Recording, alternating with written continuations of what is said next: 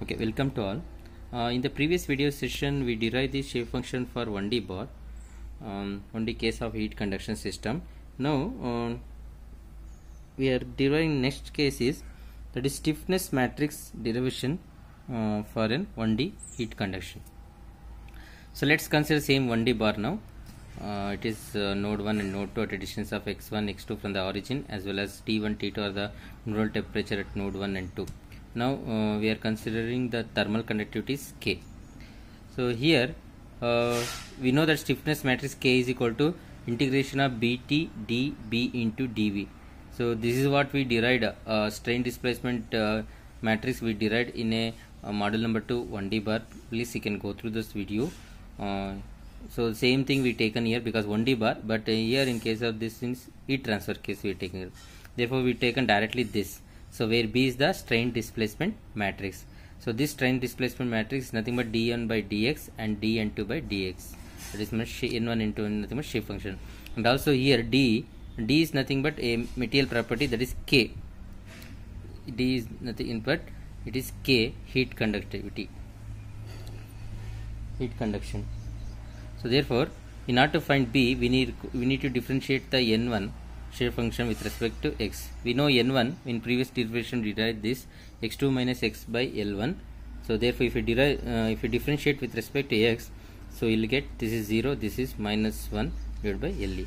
Similarly dN2 by dx is n2 nothing but x minus x1 divided by LE, and if you differentiate with respect to x, you will get 1 by LE.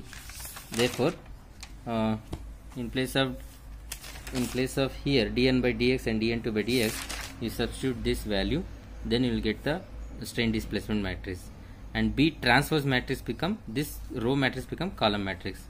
So therefore we required what is the stiffness matrix for this element. So here please keep this in mind.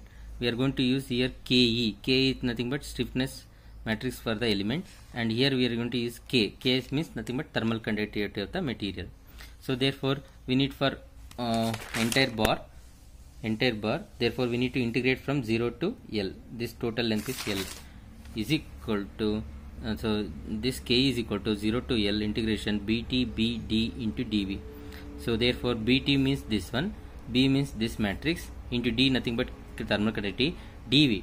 So dV is nothing but volume of this bar is A into, let's consider the thickness is dx, A into dx. So therefore now we have to simplify.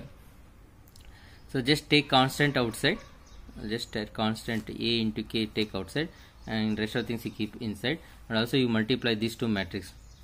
So therefore you will get in 2 by 2 matrix, first row first column, second row second column, in the same way you multiply.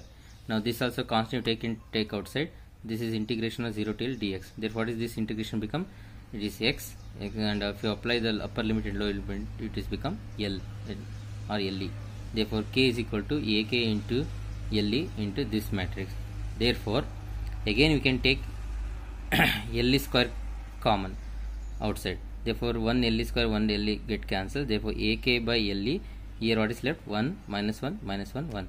So this is the stiffness matrix for the heat conduction. You can observe now. So for the in case of bar, we got A into E by LE by 1 minus 1 minus 1 1. But in case of heat conduction for the bar, so only thing is material properties change. There for structural problem it is properties we consider as He. But in case of here heat transfer, heat conduction, K will be comes under the picture. So therefore for the entire heat transfer we are going to use this matrix for the stiffness. Thank you.